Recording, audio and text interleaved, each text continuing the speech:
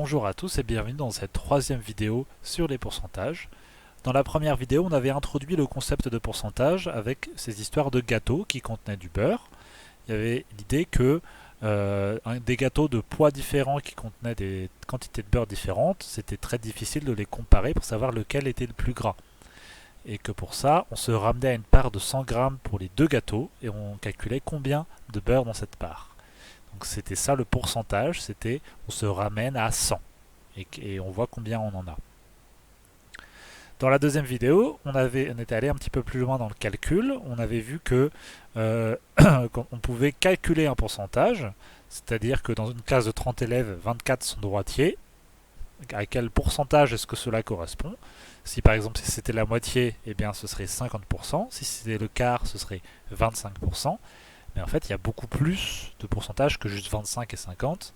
Et donc on avait vu que 24 sur 30, ça correspond à 80%. C'est-à-dire que si la classe faisait 100 élèves, eh bien, il y aurait 80 élèves droitiers.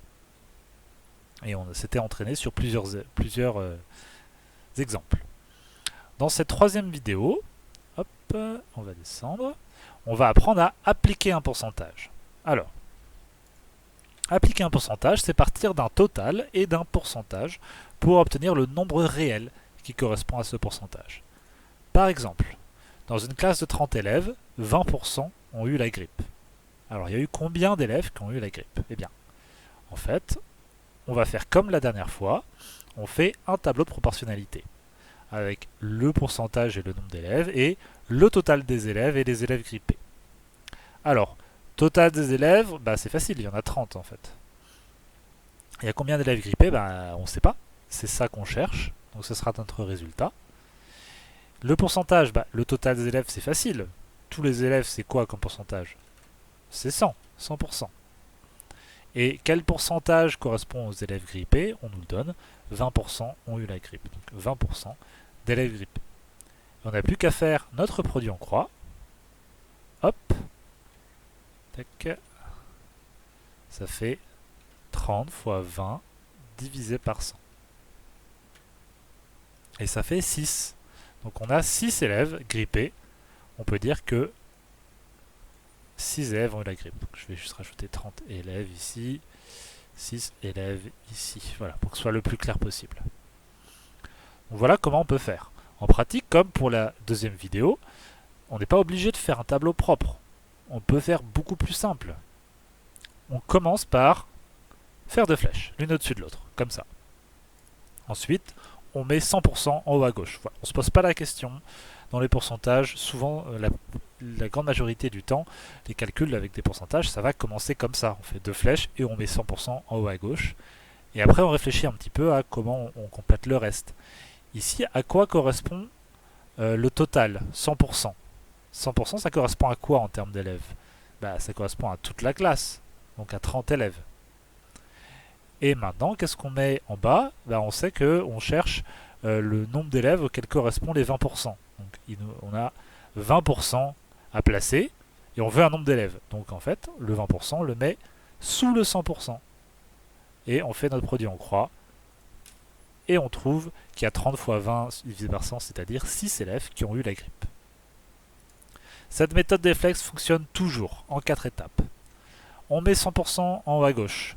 On repère ce que c'est 100% dans la situation. 100% des élèves, du prix, etc. Là, selon ce qui reste à placer un pourcentage ou un nombre réel, on le met au bon endroit. Donc là, le 20%, c'était des pourcentages, donc on l'a mis en dessous du 100. Et on fait notre produit en croix, et on a notre résultat.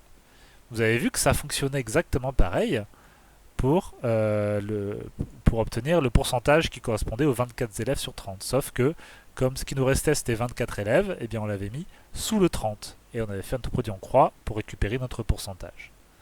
Ici, c'est vraiment la même logique, sauf que la valeur qui nous restait, c'était un pourcentage, on avait donc dû le mettre à gauche. Allons-y pour les exemples. Pour chacun des exemples, je vais vous demander, je vais le lire, et une fois que je l'aurai lu, vous ferez pause, et vous essayerez de le faire vous-même. Vous prenez une feuille, un crayon, votre calculatrice, et vous essayez vraiment. Ça ne suffit pas d'écouter ou de regarder la vidéo, il faut faire, il faut essayer. Je sais que vous avez un peu la flemme, mais si vous voulez vraiment comprendre les choses, Il n'y a que comme ça que ça marche. Je vous assure. Donc, dans un cajot de 35 pommes, 40% des pommes sont pourries. Bah, ça fait combien de pommes pourries ça? Donc allez-y, faites pause. Et ensuite on fait le calcul ensemble. Donc, 100% ici, c'est combien? C'est quoi? C'est combien de pommes? Bah, c'est tout le cajot. Donc c'est 35 pommes. Ensuite, il nous reste un 40% et on veut avoir un nombre de pommes. Donc en fait, le 40% va aller sous le 100. Et il nous manque, on va faire un petit produit en croix. Hop. Tac. 35 fois 40 divisé par 100. Ça fait 14 pommes pourries. 14 pommes pourries, donc il y a 14 pommes pourries. Voilà. Ensuite, dans une classe de CAPA, 95% des élèves de la classe ont obtenu leur CAPA. Combien d'élèves l'ont obtenu en fait? Allez-y, faites pause et faites-le.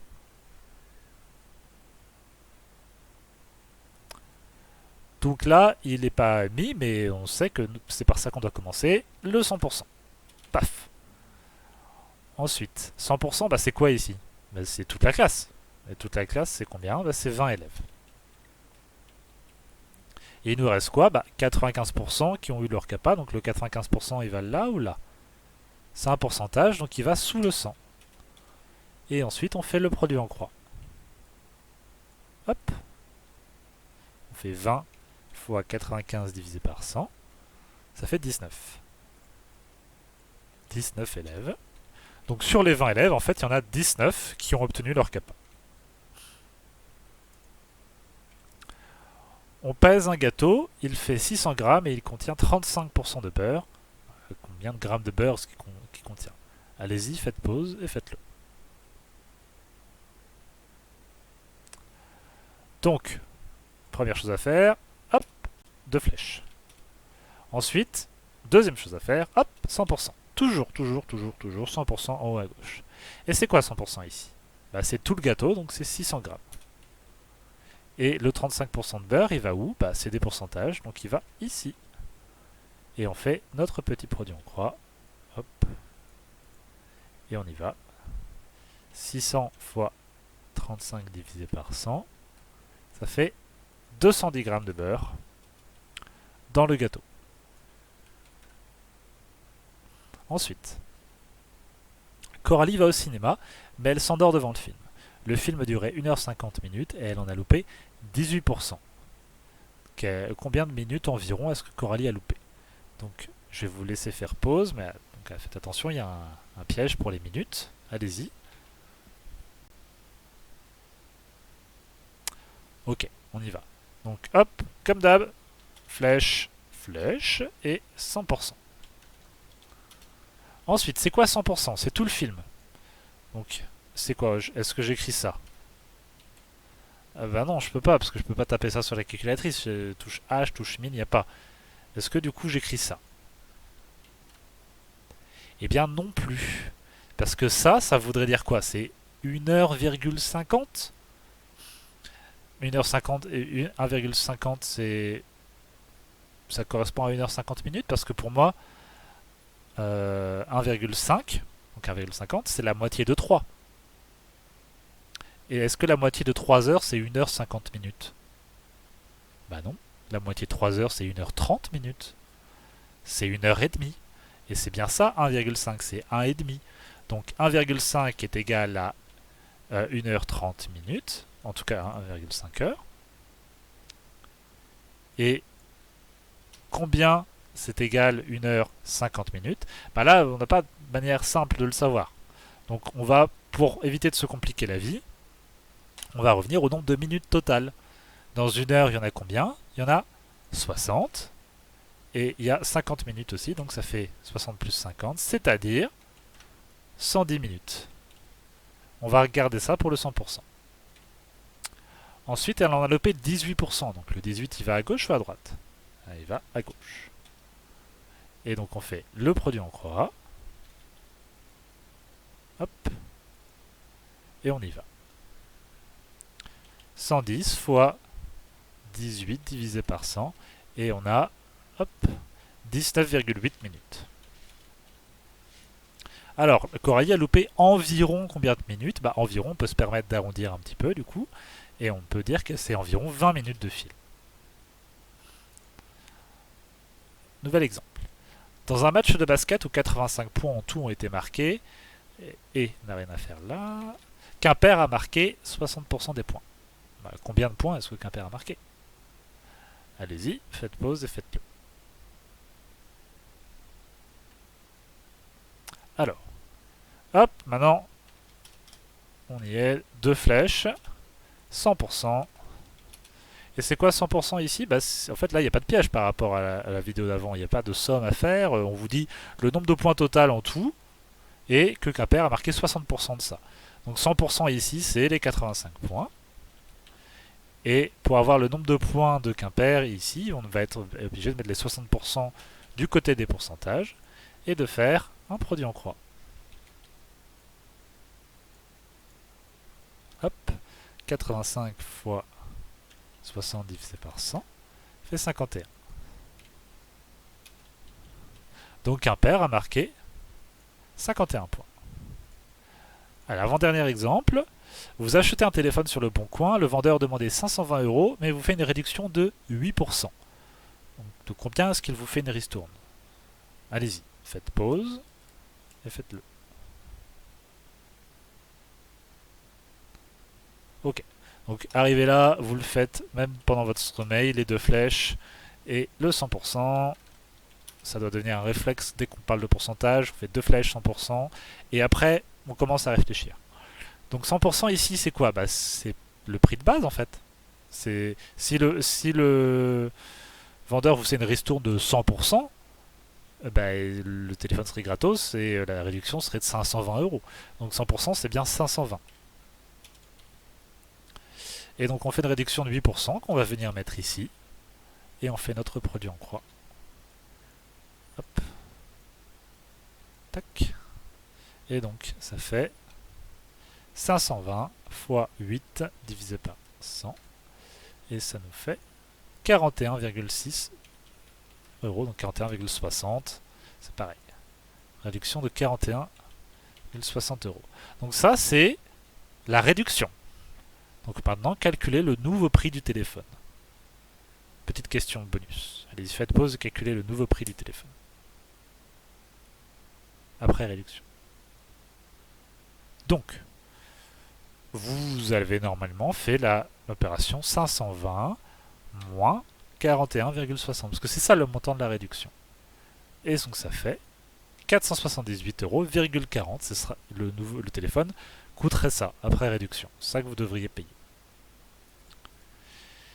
Dernier exemple, un adolescent de 14 ans pèse en moyenne 50 kg et contient 60% d'eau. Combien est-ce que de kilos d'eau ça fait dans son corps? Eh bien, on y va. Attendez, faites pause et faites-le. Et hop, flèche, flèche, 100%, et hop. Et donc 100% c'est quoi ici? C'est 14 ans, c'est 50 kg, 60%. Ah non, 100% c'est tout le corps. Et l'adolescent il pèse 50 kg en tout. Et donc 60% d'eau, ça va ici. Et on y va. Hop.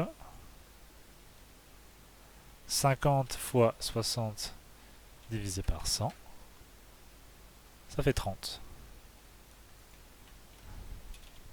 30 kg. Donc l'adolescent possède 30 kg d'eau dans son corps. Voilà, donc ça c'est les réponses, normalement ça correspond.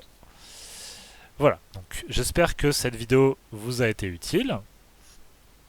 Donc, la chose à retenir, c'est vraiment la méthode des 2 flèches et du 100%, parce qu'après, il faut juste arriver à repérer le 100% dans l'énoncé, et après ça va tout seul en fait, parce que si on vous demande un nombre, on vous donne forcément un pourcentage, et vous le mettez en dessous du 100, et vice versa, et après il y a juste un produit en croix à faire. Donc, les problèmes de pourcentage, avec des questions simples de pourcentage en tout cas, il n'y a pas de raison que ça vous pose souci si vous êtes suffisamment entraîné sur la méthode des flèches et du 100%. Donc, maintenant que vous avez compris ça, si vous l'avez compris en tout cas. C'est pas gagné pour toujours, c'est-à-dire que vous n'allez pas retenir ça forcément pour toute votre vie. Maintenant, il va falloir vous entraîner vraiment sur des exercices à part et le faire régulièrement. C'est la seule manière de retenir. Et je sais, c'est comme faire pause pour faire l'exercice. C'est un peu nul, on n'a pas envie, mais si vous voulez retenir et comprendre, vous êtes obligé. Voilà. Donc, n'hésitez pas à m'envoyer des messages s'il y a des choses que vous ne comprenez pas. Et je vous dis à une prochaine fois.